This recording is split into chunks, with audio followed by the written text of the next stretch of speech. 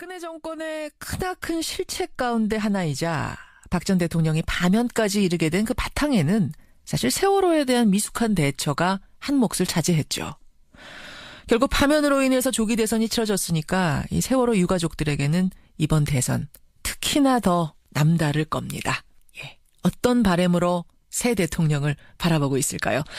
이번에는 세월호 희생자 단원고 김유민 양의 아버지 김영호 씨를 연결해 보겠습니다. 아버님 안녕하세요. 네, 안녕하십니까. 유민 아빠입니다. 예, 19대 대선 투표는 당연히 하셨을 테고. 네, 예. 투표하시면서 여러 가지 생각 드셨을 것 같아요. 만약 유민이가 살아 있었다면은 이게 첫 투표 아니었습니까? 네. 어떤 느낌이셨어요? 유민이가 만약 살아있었다면 자랑을 했을 것 같다는 생각을 많이 들었고요. 아빠, 나 이제 투표한다. 막 이런 것도 생각이 나고. 예. 또 유민이가 이제 친구들이 처음 하는 투표라서 살아있는 지금 단원고 아이들뿐만 아니라 전국에 있는 유민 친구들은 설레이고 좋아서 막 투표장도 갔을 걸 생각하니까 아침부터 어제 아침부터 눈물이 좀 났어요. 더 보고 싶고 그리워졌죠. 뭐. 그래요. 유민이의 바람을 아마 담아서 아버님이 대신 투표를 하신 게 아닌가 저는 그런 생각이 드는데. 네. 어젯밤에는 광화문에서 직접 나가셨다고요? 네, 어제 결과가 점심 때쯤 되니까 너무 막 초조함 때문에 도저히 못 견디겠더라고요. 그래서 광화문으로 낮에 가서 새벽에 2시 정도 왔죠. 와서 또 잠을 이룰 수가 없고 또 마지막 대표 방송 당선 확정이라고 나오는데도 불구하고 그만큼 불안하더라고요. 누가 되나 불안해서 세월호를 살릴 사람이 될까? 이거 진실을 밝힐 사람이 될까? 궁금해서 그냥 낮부터 달려가셨군요. 광화문으로. 예. 그래.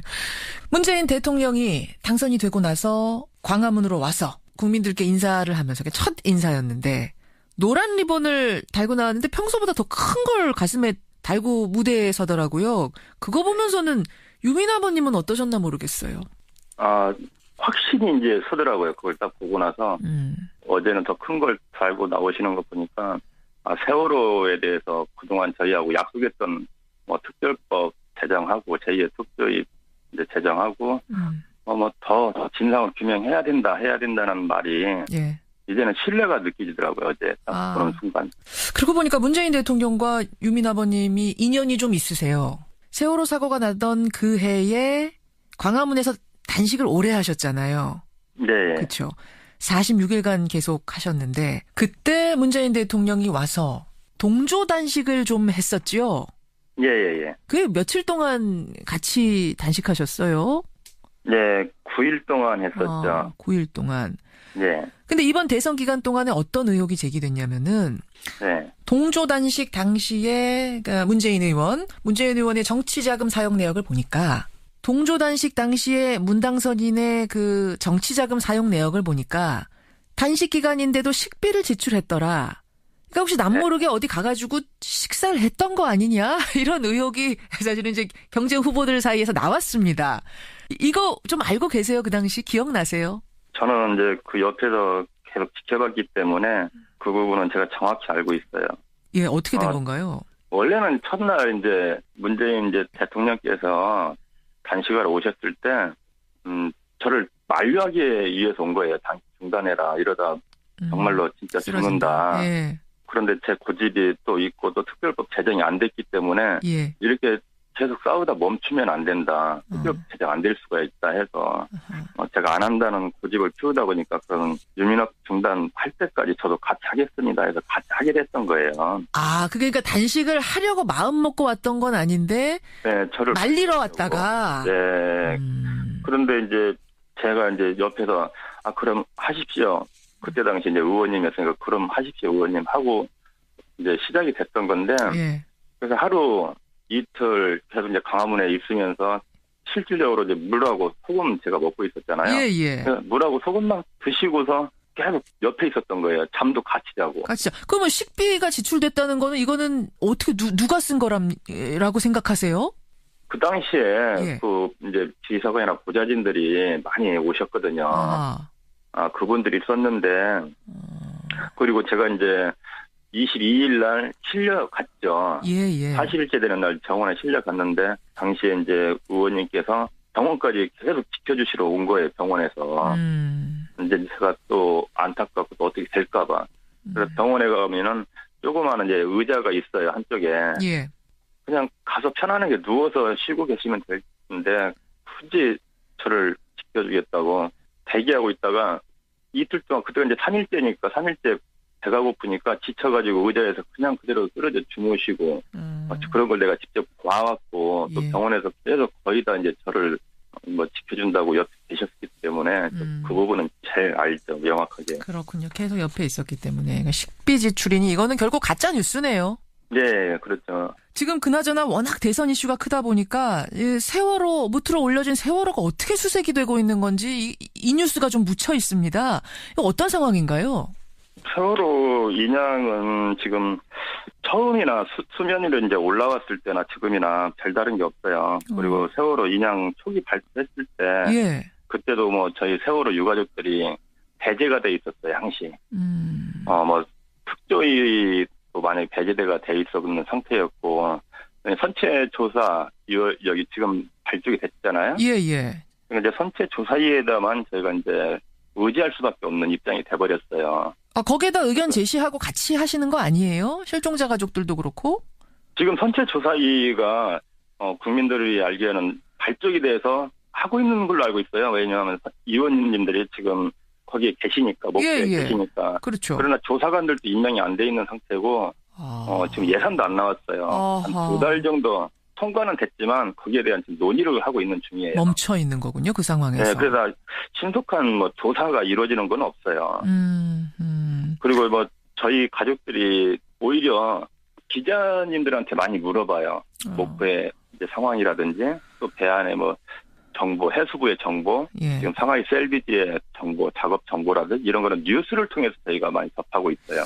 유가족은 그냥 오로지 그냥 지켜보는 거 그냥 할 수가 없어요. 예. 그러니까 대선에 묻혀 있는 것처럼 보이는 게 아니라 실제로 묻혔었네요, 그동안.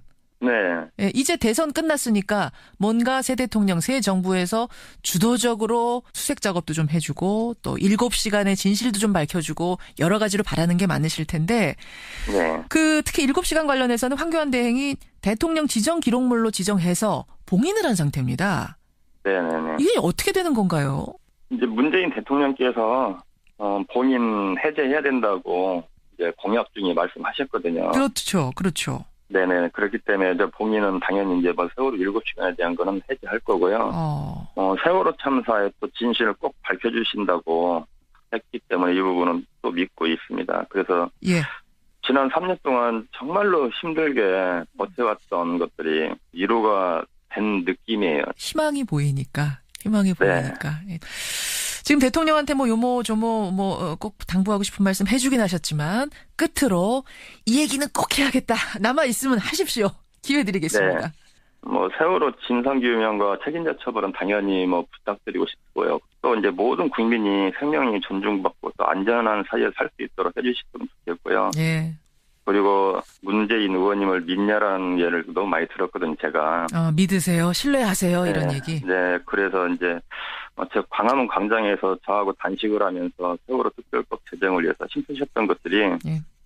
정치 쇼가 아니었다는 것을 예. 유가족들과 저희 아픈 사람들 꼭 약속을 지켜주시고 신뢰를 주셔서 예. 국민들께 증명해 보여주셨으면 좋겠어요. 그래요. 아버님 어제 밤잠 못 주무신 것 같은데 이제 좀 주무시고요. 네, 그래야 될 것 같아요.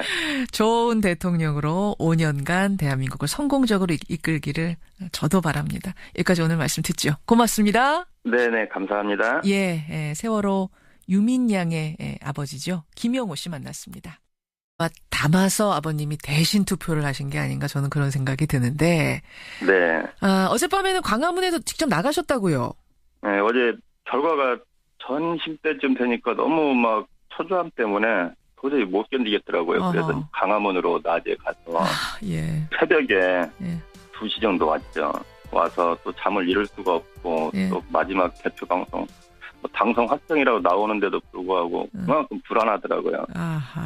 누가 되나 불안해서 세월호를 살릴 사람이 될까? 이거 진실을 밝힐 사람이 될까? 궁금해서 그냥 낮부터 달려가셨군요. 광화문으로. 예. 그래. 문재인 대통령이 당선이 되고 나서 광화문으로 와서 국민들께 인사를 하면서 첫 인사였는데 노란 리본을 달고 나왔는데 평소보다 더 큰 걸 가슴에 달고 무대에 서더라고요. 그거 보면서는 유민 아버님은 어떠셨나 모르겠어요. 확실히 이제 서더라고요. 그걸 딱 보고 나서 어제는 더 큰 걸 달고 나오시는 거 보니까 세월호에 대해서 그동안 저희하고 약속했던 뭐 특별법 제정하고 제2의 특조위 이제 제정하고 더 진상을 규명해야 된다는 말이 예. 이제는 신뢰가 느껴지더라고요. 어제 딱 그런 순간. 그러고 보니까 문재인 대통령과 유민 아버님이 인연이 좀 제가 안 한다는 고집을 피우다 보니까 그런 유민학 중단 할 때까지 저도 같이 하겠습니다 해서 같이 하게 됐던 거예요. 그러니까 단식을 하려고 마음 먹고 왔던 건 아닌데 네, 저를 말리러 왔다가. 네. 그런데 이제 제가 이제 옆에서 그럼 하십시오. 그때 당시 이제 의원님이었으니까 그럼 하십시오 의원님 하고 이제 시작이 됐던 건데. 예. 그래서 하루 이틀 계속 이제 강화문에 있으면서 실질적으로 이제 물하고 소금 제가 먹고 있었잖아요. 예. 물하고 소금만 드시고서 계속 옆에 있었던 거예요. 잠도 같이 자고. 그러면 식비가 지출됐다는 거는 이거는 어떻게 누가 쓴 거라고 생각하세요? 그 당시에 이제 지휘사관이나 보좌진들이 많이 오셨거든요. 그분들이 썼는데 그리고 제가 이제 22일 날 실려갔죠. 예. 40일째 되는 날 병원에 실려갔는데 당시에 이제 의원님께서 병원까지 계속 지켜주시러 온 거예요. 병원에서. 이제 제가 또 안타깝고 또 어떻게 될까 봐. 그래서 병원에 가면은 조그마한 이제 의자가 있어요. 한쪽에. 예. 그냥 가서 편안하게 누워서 쉬고 계시면 될 텐데 굳이 저를 지켜주겠다고 대기하고 있다가 이틀 동안 그때가 이제 3일째니까 3일째 배가 고프니까 지쳐가지고 의자에서 그냥 그대로 쓰러져 주무시고 그런 걸 내가 직접 봐왔고 또 병원에서 계속 거의 다 이제 저를 뭐 지켜준다고 옆에 계셨기 때문에 그 부분은 제일 알죠 명확하게. 그렇군요. 계속 옆에 있었기 때문에 그러니까 식비 지출이니 이거는 결국 가짜 뉴스네요. 네, 그렇죠. 지금 그나저나 워낙 대선 이슈가 크다 보니까 세월호 무트로 올려진 세월호가 어떻게 수색이 되고 있는 건지 이 뉴스가 좀 묻혀 있습니다. 이거 어떤 상황인가요? 세월호 인양은 지금 처음이나 수면 위로 이제 올라왔을 때나 지금이나 별다른 게 없어요. 그리고 세월호 인양 초기 발표했을 때 그때도 뭐 저희 세월호 유가족들이 배제가 돼 있었어요, 항시.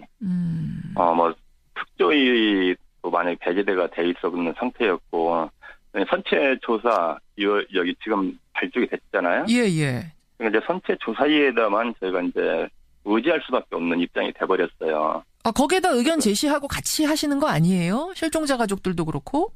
지금 선체 조사위가 국민들이 알기에는 발족이 돼서 하고 있는 걸로 알고 있어요. 왜냐하면 의원님들이 지금 거기에 계시니까 목표에 계시니까. 그렇죠. 그러나 조사관들도 임명이 안 돼 있는 상태고 지금 예산도 안 나. 박근혜 정권의 크나큰 실책 가운데 하나이자 박 전 대통령이 파면까지 이르게 된 그 바탕에는 사실 세월호에 대한 미숙한 대처가 한 몫을 차지했죠.